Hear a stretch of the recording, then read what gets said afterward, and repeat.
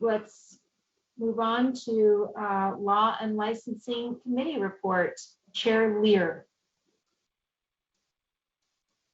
You're muted. It will be Vice Chair Booth who chaired the meeting. Vice Chair Booth. Thank you very much. Chair, hey, can I just dive in by being the chair, but I pass it on? Yes. One thing in the interest of time, because maybe a lot of these things have already been read, and then if people want more clarity, they could ask, but maybe if we just stay to the motions that came out of committee without a bunch of background might help move the meeting on, but it's up to you. I'll so you as vice chair, you're chairing it, but. That's a suggestion to our presenters to just move forward with motions without lots of background. We can get into background if the board needs it, if they have questions. That's great. I'm all about let's move it along. All right. Our first motion for the board, the committee moves that board continue and approve R277-406 Early Learning Program and Benchmark Assessments Draft 2 on second and final reading. Thank you. There's a motion on the floor that the board continues and approves R277-406 Early Learning Program and Benchmark Assessments Draft 2 on second and final reading. Board Member Norton. Yes, I have a question about this assessment, and I am wondering if there are any plans or they're seeing anything on the future whereby the extra testing that is being placed on these children is going to be alleviated. I'm particularly concerned with the third graders who, in addition to Acadience reading, beginning, middle, end, now Acadience math, beginning, middle, end, they also take RISE benchmarks and end of year level. Plus these third graders also have, their typical formative and summative assessments in their classrooms. And I can see some pretty direct arrows showing there's going to be some testing fatigue for these little people. I'm just wondering if that is in the works or on the purview of anyone. Thank you. There someone from staff that might And I'm looking for a hand from staff. Would that be Deputy Superintendent Norman, Director Thronson, anybody? Assistant Superintendent Darren Nielsen. Assistant. Yes, I'm here and I can address that if you would like, Chair. Great, thank you. Yeah, we'll actually, it's interesting because tomorrow in Finance Committee, we'll be reviewing the testing time, total time spent on testing as a result of state tests. But in terms of their direction towards reducing the requirements that are established currently all come through state statute. So it would Assistant Superintendent Nielsen. Darren, the question that you asked would require policymakers. Darren, can I ask you to turn your video off? Because there's a lag in your sound. And I think if you turn your video off, we'll get a clearer. Thank you. Does that sound better? So far. Okay, I apologize. And I don't know how much you could hear there. Including these, the Acadience reading and Acadience math, the RISE assessment, at least the summative assessments that have been mentioned a moment ago, those all come through requirements that are established in state code. So the question of, is there any effort being taken to reduce those burdens, particularly on third grade students? That would need to come through policymakers to make that type of change or action. Do you have a follow-up question, Board Member Norton? I do have a follow-up question. Also, in particular, if I may ask, is that okay? Please. With that Acadience math test, that's a paper pencil test. And in many situations, it's given one-on-one with the students, and then it has to be hand scored by the teachers. Do you see any light at the end of that tunnel that this is going to be automated? There's a way to get this that does not require so much time and effort to give this assessment. Chair, can I address that? Please. Board Member Norton, while I don't have any specific things that I can cite in terms of progress towards reducing or expediting the data entry portion or expediting the proctoring components of the Acadience math, I can say that USB staff, various USB staff members have been working with LEA representatives on that very topic of determining ways and putting in place resources that can help help educators manage the demands that are in place because of the statute. There are LEAs in the state who have been administering Acadience math prior to the legislative requirement that all schools do that.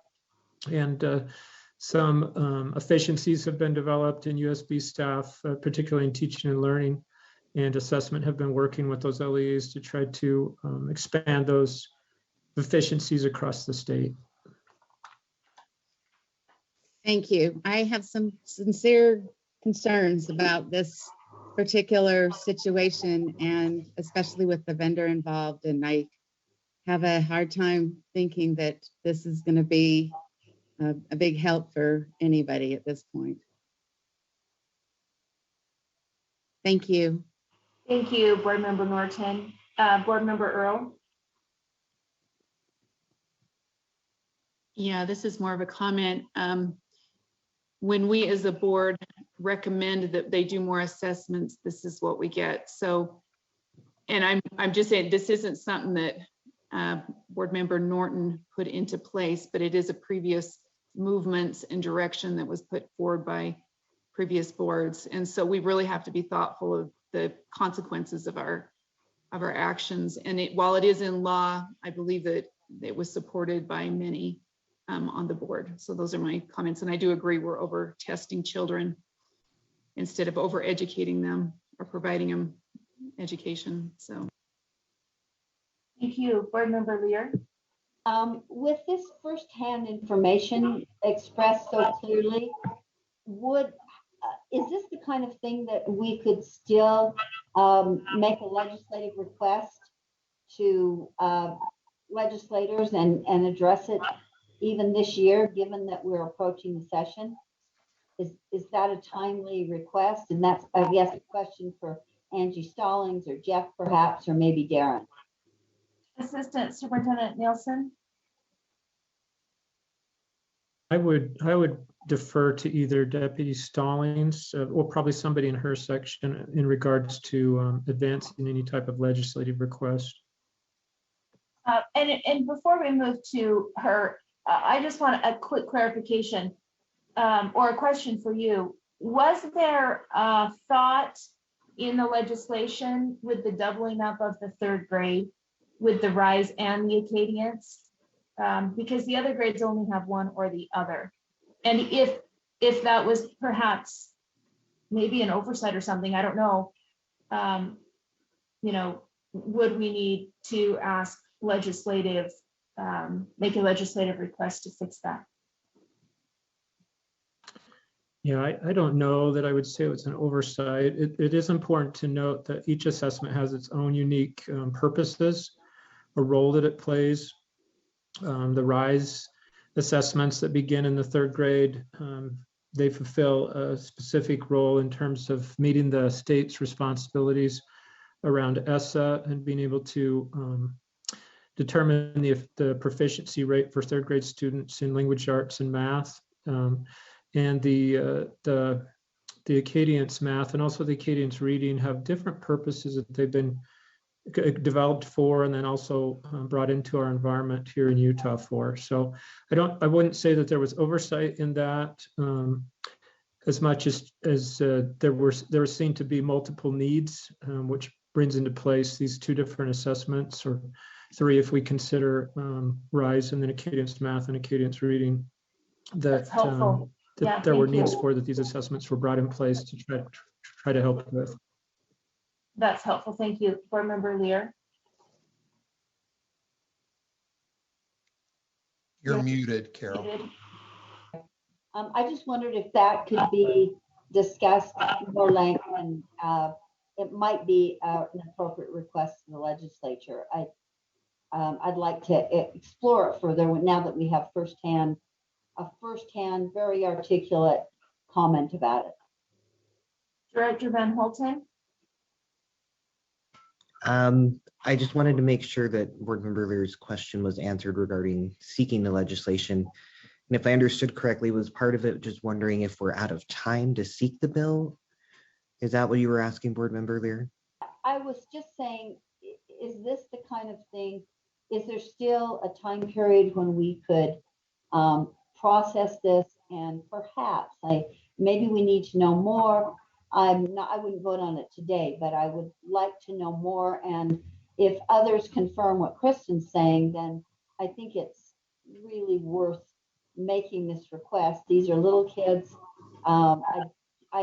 I think, and given this culture and the whole situation, this might be a really good time to request a change. But so I'm just saying, is it still timely, and could we explore it more? Understood. And it's always, it depends, yes and no, in terms of timing with the legislature. It would depend a lot on the sponsor you get and if they can carry it forward.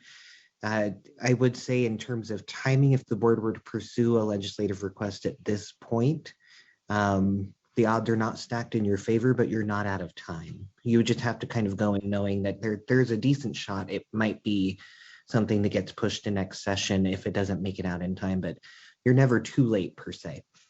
Thank you. Director Thompson.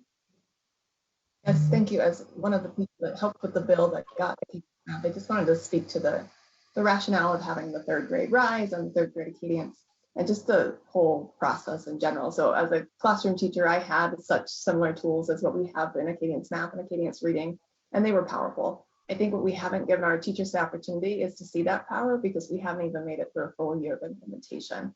Not saying they're not right, that it doesn't take time to grade. And what we talked about internally and with stakeholders that were like, what can we do in the meantime with so much ESSER fund available? If they want to give their teachers time to score those assessments additionally outside of the school day, they could do that. They could pay others to score them. We've helped kind of generate solutions of how to address some of the time constraints associated with the assessment. We anticipated going to the legislature next year to request some funding to support the administration and scoring of the assessment. But the power in this assessment is the teacher looking at what the student answers. And so having an auto score without some engagement by the teacher really doesn't add value in the mathematics assessment, because when you're looking through it and you see, oh, they missed every fraction question, that tells me as a teacher, I probably need to revisit fractions with this student. And that is the power of the assessment, that you can't just look at the end result and make instructional decisions with the way Acadians math is designed. And so having done this myself, I used to progress monitor my kids every 2 weeks to see who was getting what and who didn't know. And my kids grew 2 to 3 years in 1 year of instruction because I knew exactly what they needed from having assessments like this. RISE does not give you that opportunity to know what the kid needs in that moment. And that's what Acadians math brings to third grade, that the RISE assessment doesn't provide. That interim check along the way to know if the instruction I provided is being received and understood and the learning is happening. If not, how do I provide timely instruction to make adjustments to the way that I'm providing instruction for that student and advancing their learning? So there's a lot of different opportunities. Anytime we throw a new assessment on our teachers in a year that we hoped things were going to be a little easier for them, we can expect pushback and growing pains. And I think we need to make it through the year to say, where are those opportunities? So when we do go and make changes, we know all of the places that might need to make changes, rather than like piecemealing parts of it and really having a full picture of having a year of implementation so that we can understand how we can best support. We are looking to work with Canyons as they developed a tool. They've had Acadians math for 5 years. They developed a tool that allowed their teachers to more quickly score. And we're looking to see how we might be able to partner with them to leverage the tool that they designed for other LEAs who might want to use that to speed up the scoring for their teachers. So we are taking behind the scenes to try and assist our educators, but we also need to give it time to kind of simmer and figure out where the most need is and how we can best support. And sometimes we want to act fast to show that we care.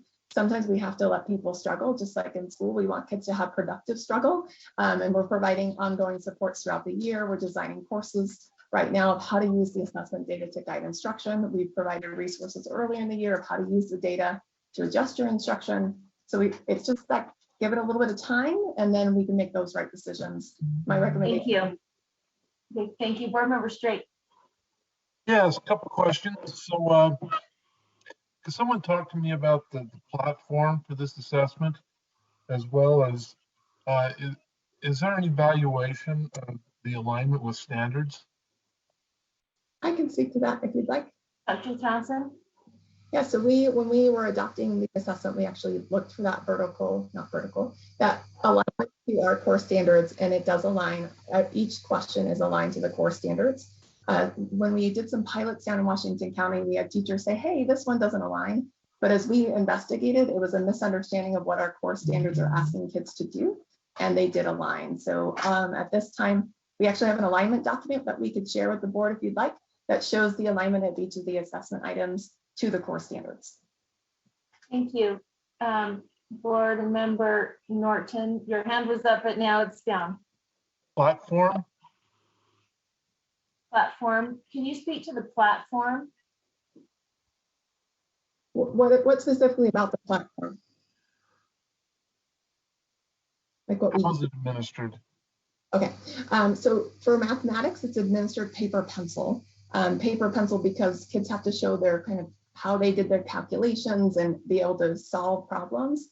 Having technology where kids can write out their problems is not really accessible at high levels across our state. And so the paper pencil administration is required due to limited capabilities in technology. And putting in only the answer is not the point of mathematics. You actually want to see the thinking that happened, how they got to their answer. And so it's currently a paper pencil administration.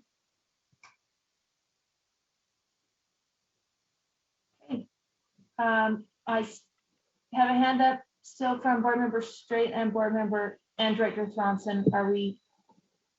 I see no other hands. So we have a motion on the floor.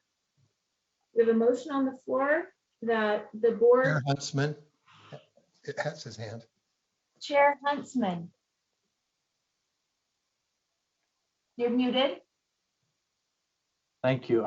I'm sorry, I just slid in at the end. I wanted to try that, see how that worked. Doesn't feel good when you're got a motion going and you're trying to get in. So just really quickly, with all this dialogue, I just want to sum this up for this vote. The motion that's before us, it's a continuation and there's some tweaks to it. This is how I've seen it. And it's all to be in compliance with certain laws that are in place. So it's not like we're reinventing anything. Is that what I saw come out of committee, is an attempt to be in compliance with some extra guidance? Is that how I'm reading this?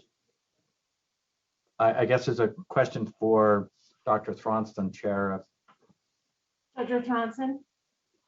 Yes, that was basically doing some clarifications, technical adjustments. Okay, thank you. All right, that's all I have. Okay. Board Member Klein. If I recall, the math assessment portion of Acadians is not part of state law. Am I correct on that? Am I remembering that accurately? We were just adding it, but it's not part of law. We have Sarah Weedkey with her hand up. Yes, hi, Sarah P. P through 12 Literacy and Library Media Coordinator. Thank you. In regards to Board Member Klein's question about whether Acadian's math is in law or just in board rule, it is in law. It was passed 2 sessions ago, but then not funded, of course, because of COVID until last session. And so the reason it may look like it was added into board rule is we're just making sure the board rule aligns with the legislation. So that's helpful. Thank you. So really, we don't have options in this space unless someone in another meeting or at a time brings up a legislative change request. Am I understanding that correctly for the most part? Correct. Okay, thank you. Seeing no other hands, we have a motion on the table that the board continues and approves R277-406 Early Learning Program and Benchmark Assessments Draft 2 on second and final reading. Please vote.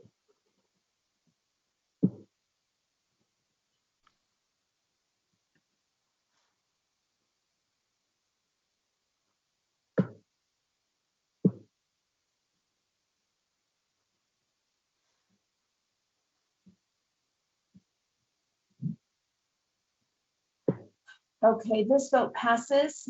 Board Member Booth, I don't see a vote for you. I voted yes. Okay, so this vote passes with, wait, can you leave your votes up for a minute, please? And you just call out the no. Board members, can you leave your votes up? This vote passes with no votes from Board Member Norton, Earl, Straight, Belknap, and Klein.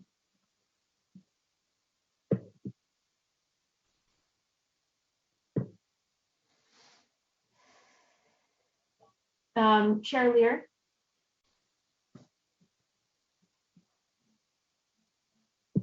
That would be Booth. I'm sorry, Vice Chair Booth. Ready to move on.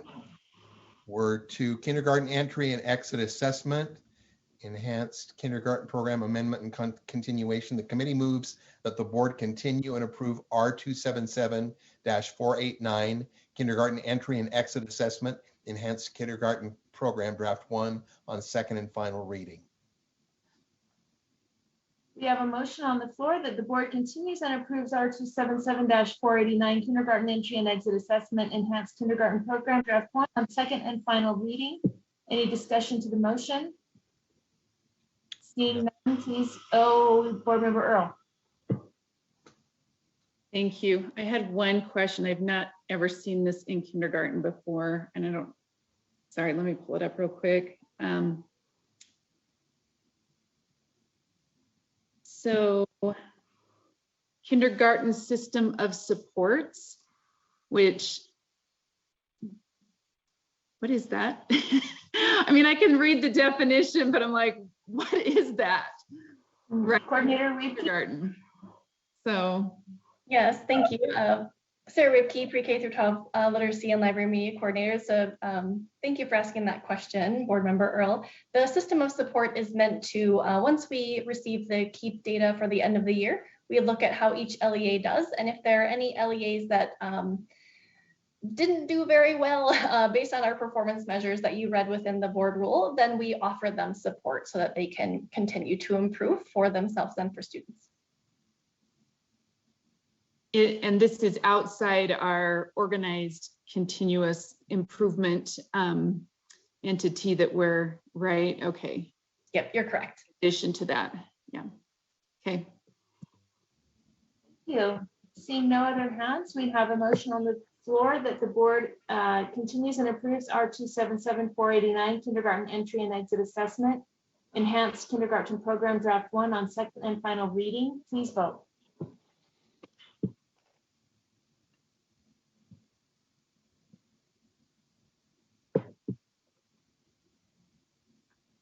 I see the vote, this vote passes with Board Member Earl and Klein opposed.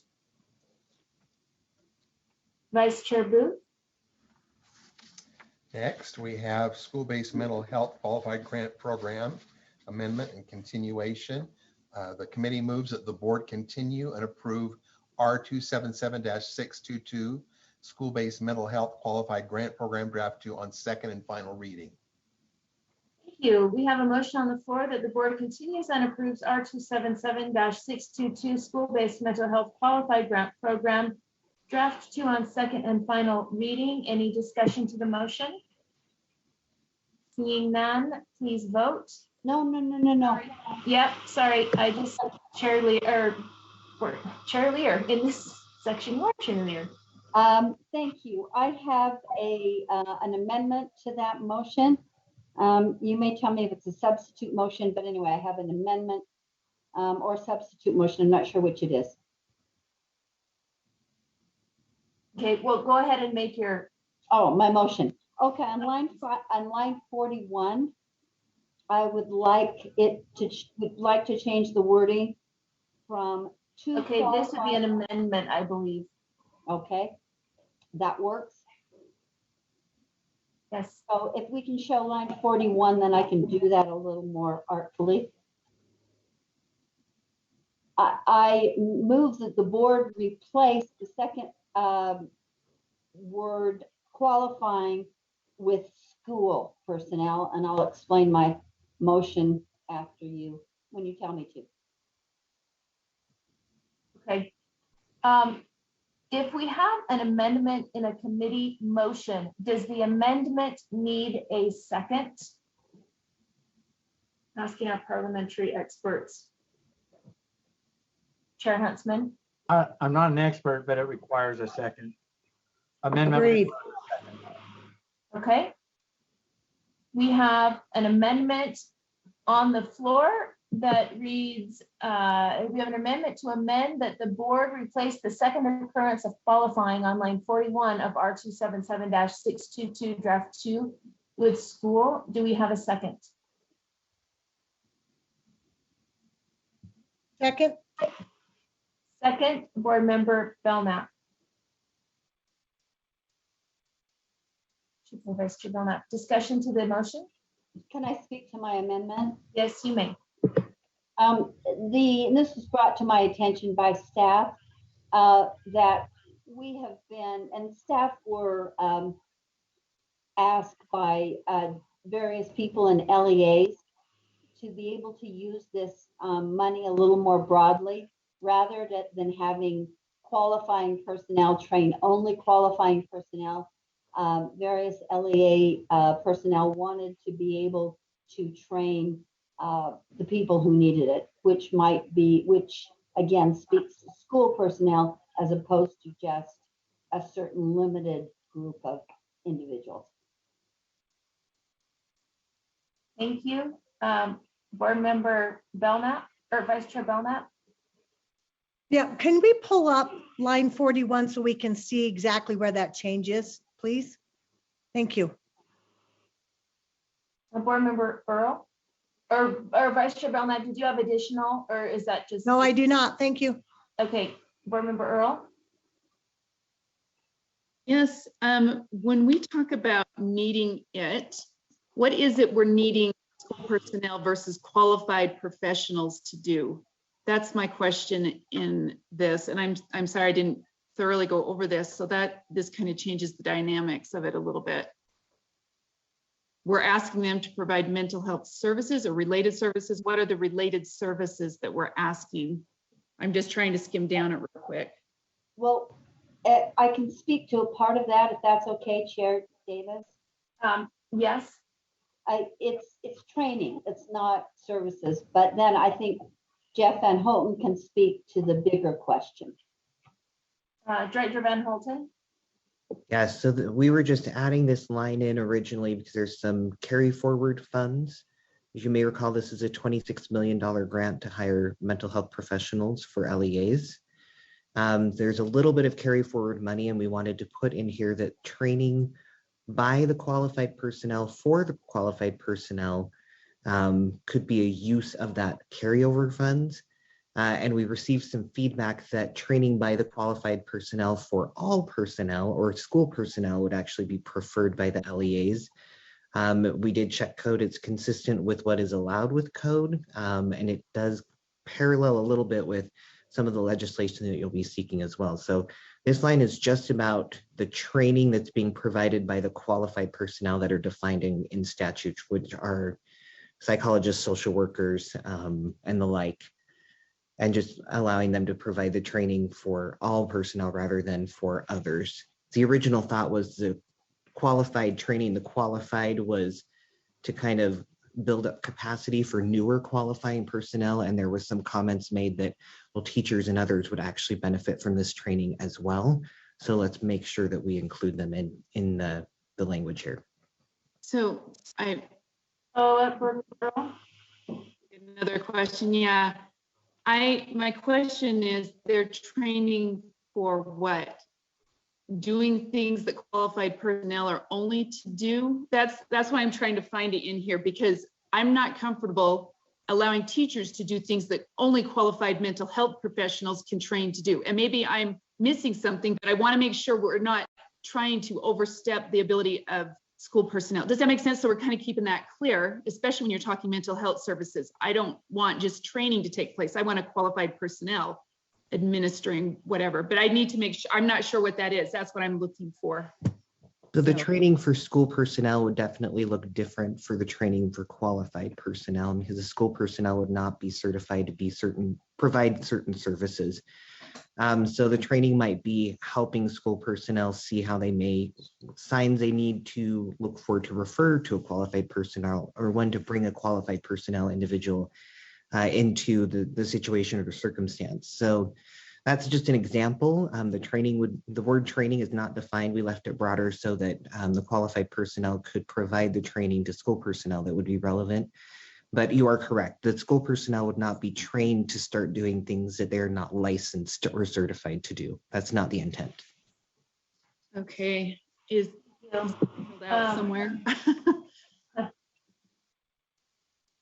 Your hand is still up, Board Member Earl. Yeah, I did a quick look. I'm just not seeing that that's filled out, and I have a really big issue with that. I don't want there to be any kind of a question that it should be something or isn't something that it shouldn't be.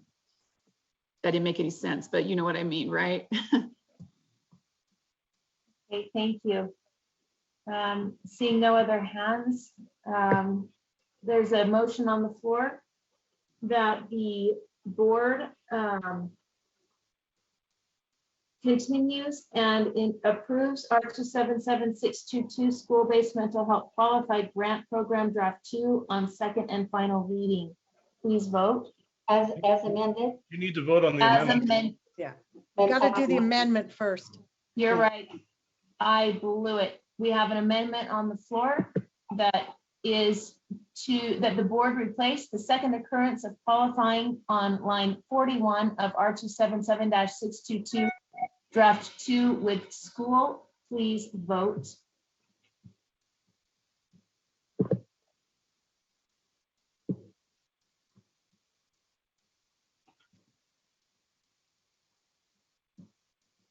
I'm showing that this passes with Board Member Klein and Earl opposed.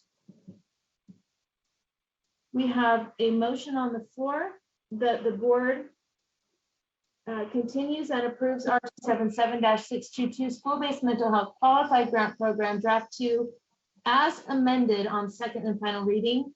Please vote.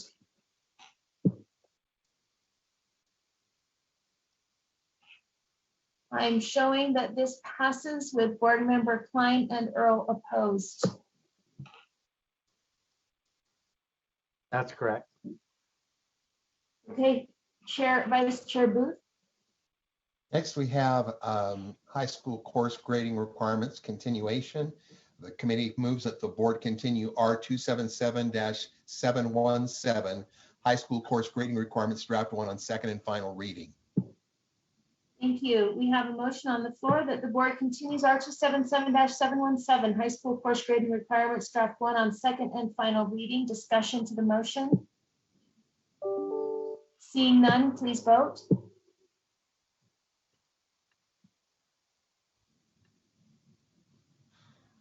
I'm seeing that this passes unanimously. Correct. Vice Chair Booth. Next, we have committee moves that the board continue and approve R277-733 adult education programs draft 1 on second and final reading. We have a motion on the floor that the board continues and approves R277-733 adult education programs draft 1 on second and final reading. Discussion to the motion. Seeing none, please vote.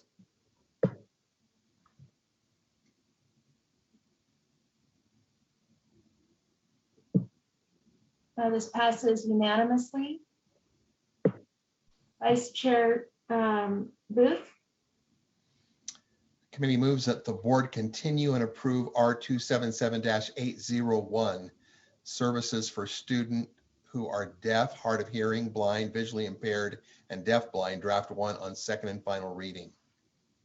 Thank you. We have a motion on the floor that the board continues and approves R277-801, services for student who are deaf, hard of hearing, blind, visually impaired, and deafblind, draft 1 on second and final reading.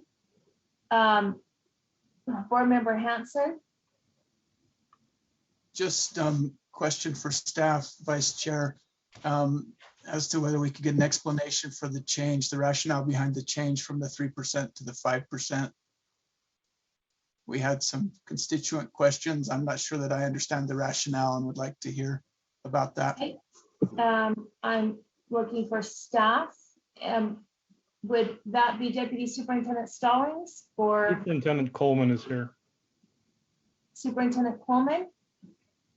Hi there, can you hear me? Yes. Okay, great.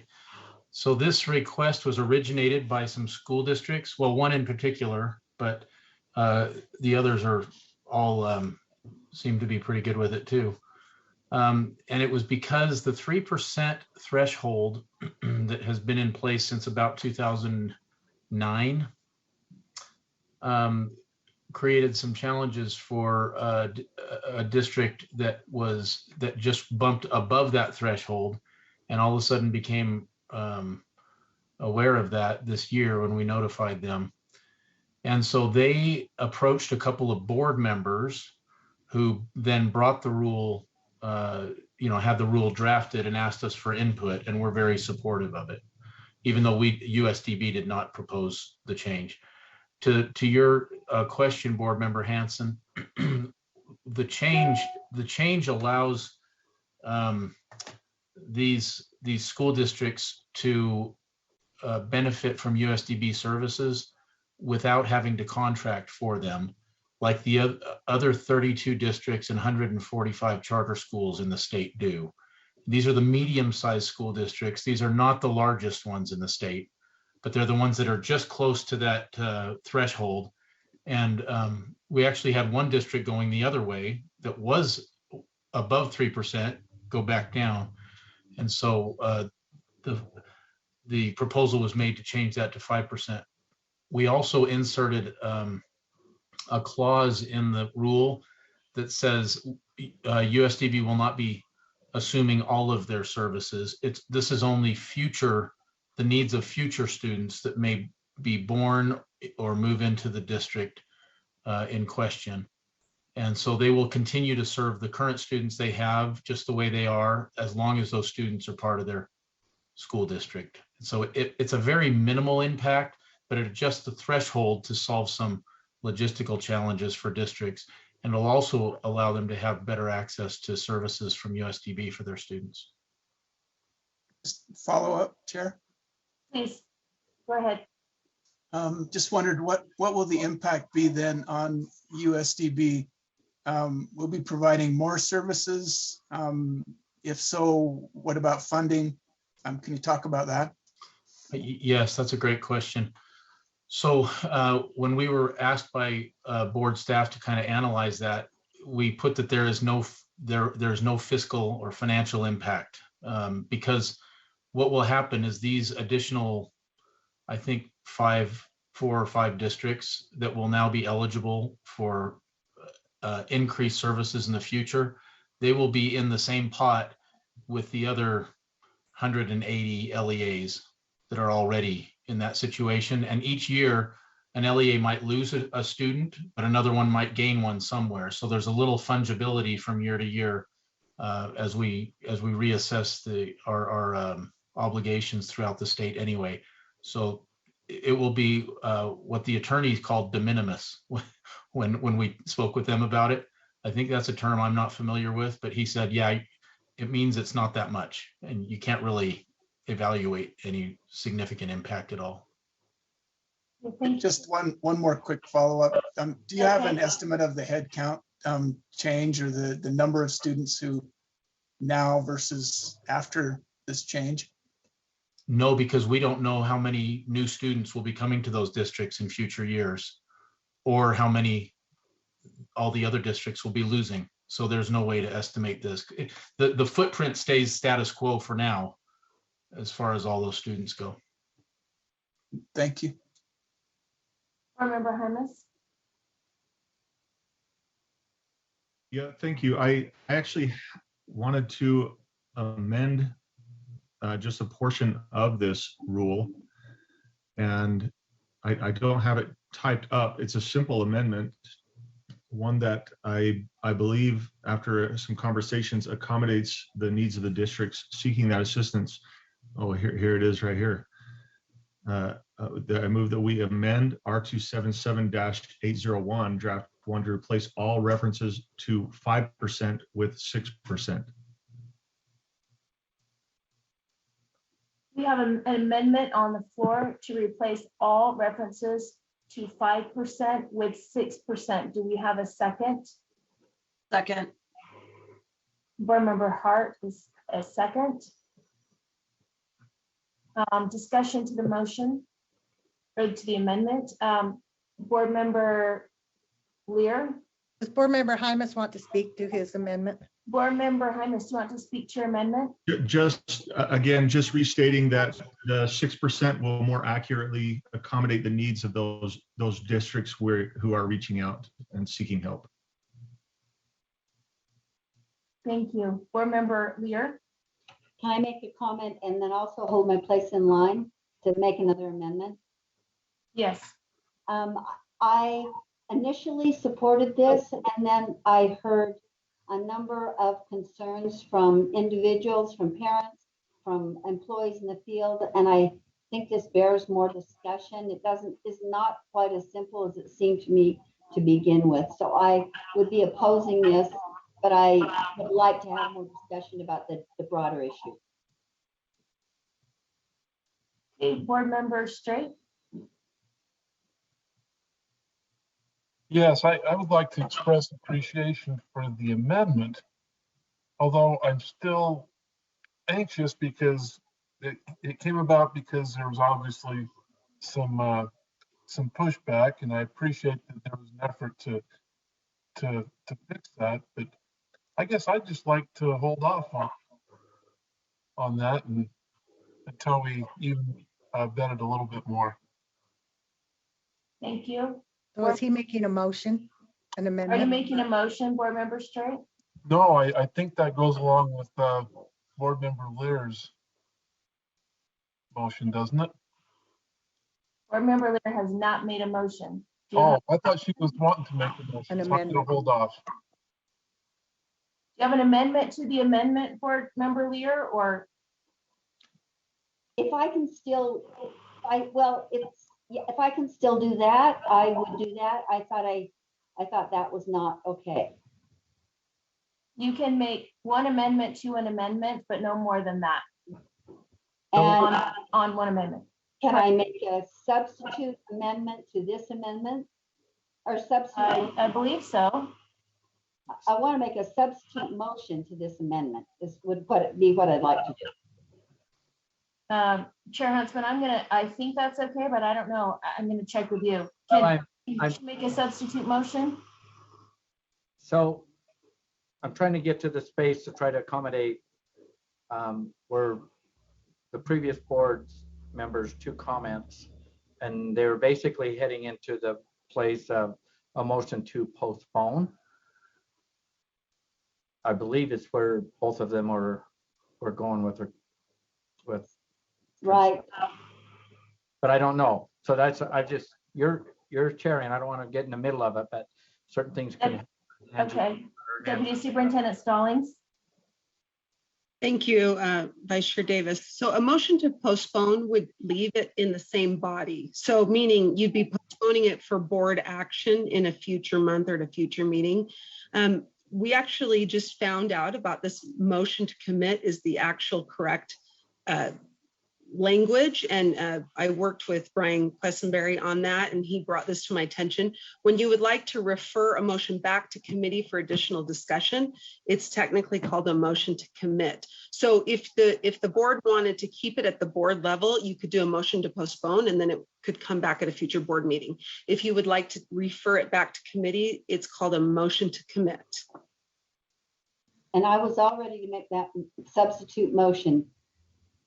If you're ready So for are it. you making a motion to commit to refer it back to committee? Yes, my motion would be, and thank you, Angie, for explaining it. I would make a substitute motion that the board commit R277-801 back to a board committee. But it's not a substitute, is it? I'm sorry to weigh in. I just want to make sure we're following this right. An amended motion then, or No, it's just a motion. a motion? Okay, but it's piling on Matt's motion is what my point So is. Deputy Superintendent Stallings? Yeah. Would we vote on this motion first or the other amendment first? I believe so, and I could probably use some help from Brian. So they made a motion to amend, and then I thought it would be a substitute motion, since now you're not amending, you're trying to create a totally different motion. Correct. But which takes precedent? Do we vote on that first? I would just ask, was the intent of that motion to amend really to commit it back to the committee? No, he just wanted to change it. Okay. Well, Yeah. Board Member Hymas' amendment was to change the number, and Board Member Lear's motion was to commit back to committee. Yes. So I think you have to handle the first motion first. Member Hymas's motion. We have to vote on the amendment first It's on the table. and then make the substitute motion to the first motion. Okay, we have an amendment on the floor that we amend R277-801 draft 1 to replace all references to 5% with 6%. Do we have discussion to that amendment? Board Member Hanson? I am going to speak against the amendment and in favor of the motion that's to come to push this back to committee. I just don't hear that we have any good rationale for 5% or 6% and would like to have that more fleshed out before we take a vote, rather than make a decision here in board meeting without any additional information. Okay, seeing no other hands, please vote.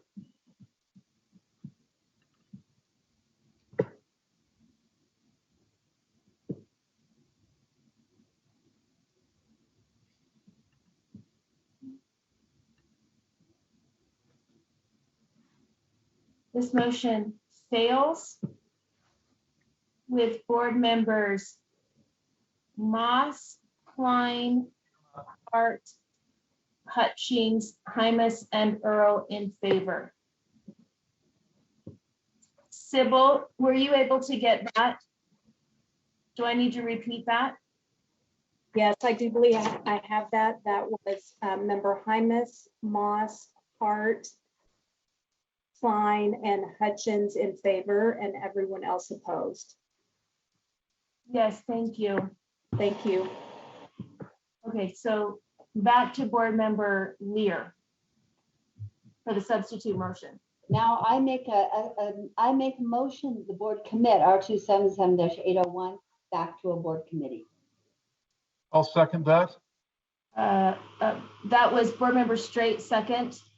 Sybil?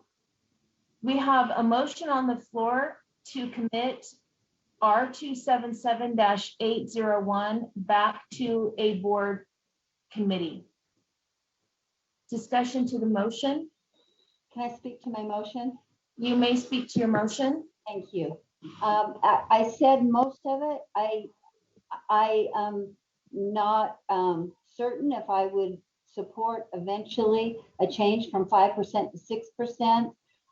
Joel Coleman was great in responding to me with some questions, but I also had significant questions and concerns coming from several LEAs and both parents and employees clearly don't understand the import of this.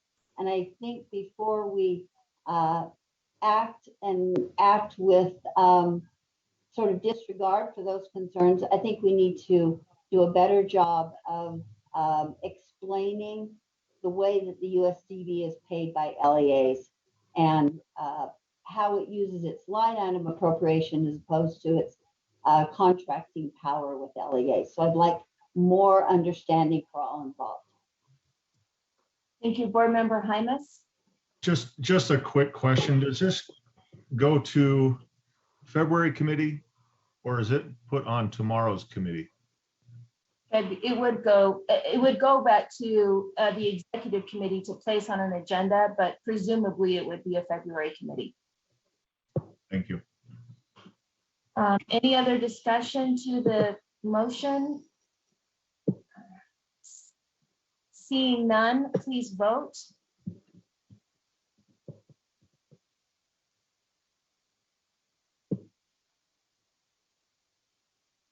It looks like this motion passes unanimously.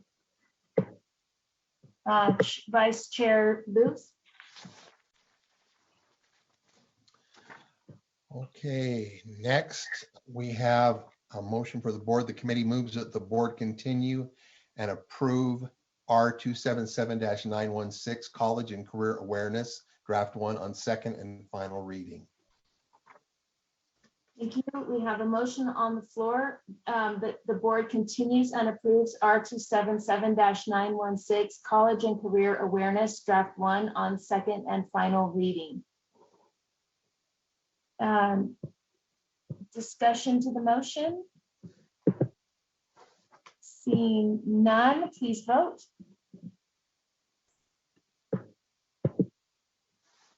This motion passes unanimously.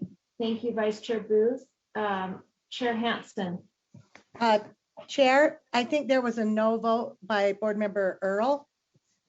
Oh, Sorry, it is a yes vote. I apologize. Oh, but you did do it no. Okay, thank you. Yeah, I did, and Thank you. I accidentally bumped it. Thank you. Thanks for helping me watch. I appreciate that. It's crazy with all the little moving parts.